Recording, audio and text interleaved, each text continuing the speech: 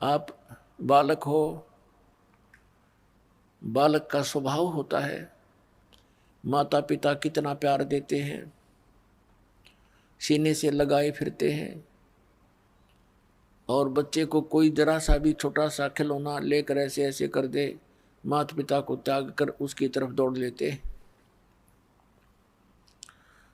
और वो जो उसको थोड़ी सी देर के लिए ललचा रहा है, वो उसको आजीवन वो सुख नहीं दे सकता जो माता पिता दे सकते हैं। इसी प्रकार हम अपने परमात्मा को त्याग कर, अपने भगवान को भूलकर इस काल के साथ हम लग गए। तब तो ये हमें अच्छा लगता था, क्योंकि दूर के ढोल सुहावने होते हैं। जब हम इसके संपर्क में आए तो इसने वो जलालत की आज आपके समक्ष है। किसी को गधा बना दिया, किसी को कुत्ता बना दिया, कोई सूर बना दिया, किसी का बेटा मर गया, किसी की बेटी मर गई, और किसी की स्वयं को किसी को कष्ट कोट या मानसिक परेशानी सदा बनी रहती है। अब भी यही स्थिति है, क्योंकि परमात्मा जब आए 600 वर्ष पूर्व हमें याद दिलाने आए, क्योंकि इस काल भगवान ने हमारे को बेसुध कर रखा है। हमारी वो बुद्धि छीन ली, समाप्त कर दी, दबा दी इसने कि परमात्मा कोई और है। वो ज्ञान नाश कर दिया जिसमें पूर्ण परमात्मा की विशेष जानकारी थी, जिसको सूक्ष्म वेद बोलते हैं। और जिस कारण से हम यही भटकते रहते हैं, वो परमात्मा दयालु हमें फिर से याद दिलाने के लिए आते हैं। पुण्यात्माओं, इतना अज्ञान ग्रहण कर लिया हमने, जहाँ भी हम जाते हैं एक जैसी दंत कथा सुनाने वाले ये संत मंडलेश्वर मिलते हैं, ये महंत मिलते हैं, जिनको कख का पता नहीं अध्यात्म मार्ग का, और हम इनको परम संत मान के, महाविद्वान मान करके हम इनकी प्रत्येक बात को बगैर किसी ऑब्जेक्शन के हमने स्वीकार किया। अब पुण्यात्माओं, अब तक तो हम अक्षर ज्ञानहीन थे, हमारे पूर्वज शिक्षित नहीं थे, और जिस कारण से हम यही भटक रहे हैं। परमात्मा ने ये शिक्षा इसलिए प्रदान की है कि आप भगवान को पहचान सकें, और सदग्रंथों में जो लिखी परमात्मा की महिमा है उसको जानकर दृढ़ निश्चय कर सके कि सचमुच हम जो कर रहे हैं ये सही है, और भगवान कबीर है, परमेश्वर कबीर जी ही अल्लाह हैं, गॉड हैं, रब हैं। वास्तव में यही परमात्मा है, सिर्फ सृष्टि रचनहार, और यही मोक्ष देते हैं। यही हमारे पाप कर्मों का नाश करके इस जीवन में भी हमें सुख प्रदान कर सकते हैं। अन्य कोई परमात्मा, कोई इष्ट, कोई देव हमारे जीवन में आने वाले संकटों का वो निवारण नहीं कर सकते। जब तक हम सत्संग में नहीं आते, हम गोबर के भूंड हैं।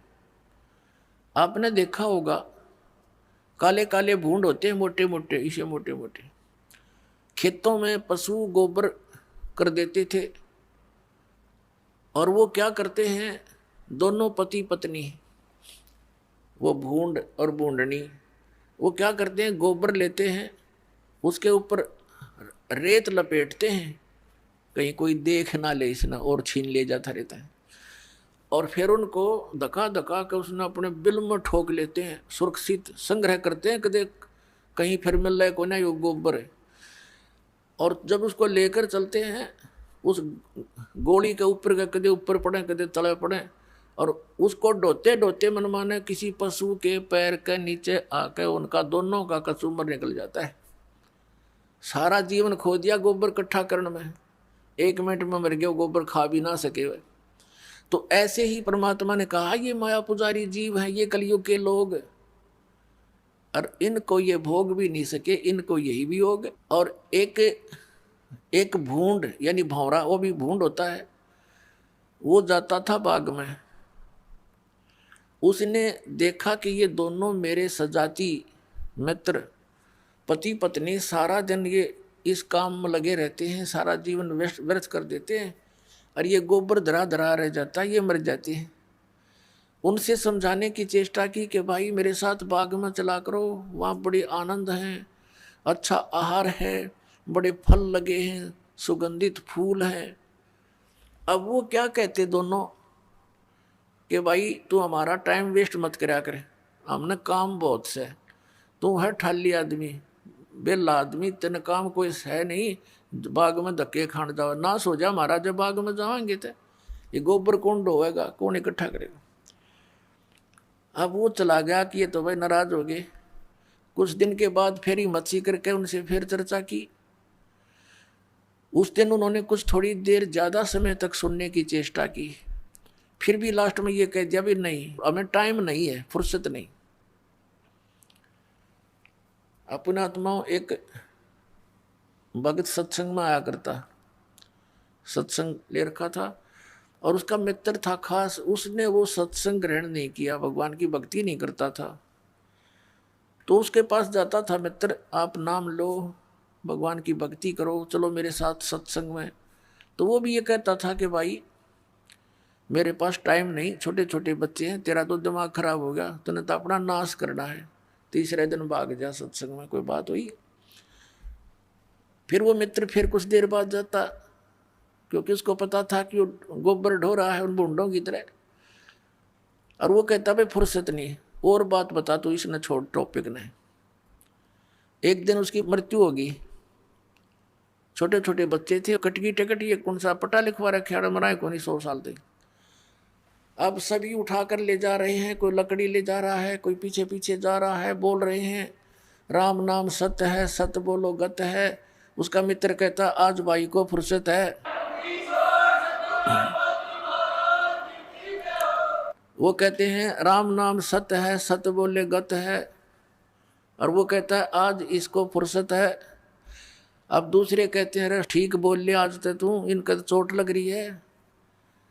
उसने कहा तो इस तरह ठीक मैं बोल भी नहीं सकता, इससे ठीक और क्या बोलूं, आज इसने पूरी फुर्सत होगी, जब तक इसने 2 दिन का टाइम नहीं था मेरे साथ चलन का, अरे भी हो गया कति काम थे। तो पुण्यात्माओं, इन बातों को गहराई से सोचना पड़ेगा आपने। ये कोई डूम बाट के गीत नहीं है, महापुरुषों के दिए हुए एग्जाम्पल है, महापुरुषों के बताए हुआ ज्ञान है। हम बालक हैं और उन महापुरुषों की बातों पर हमने कदम से कदम मिला कर आगे चलना पड़ेगा, जब हम सफल हो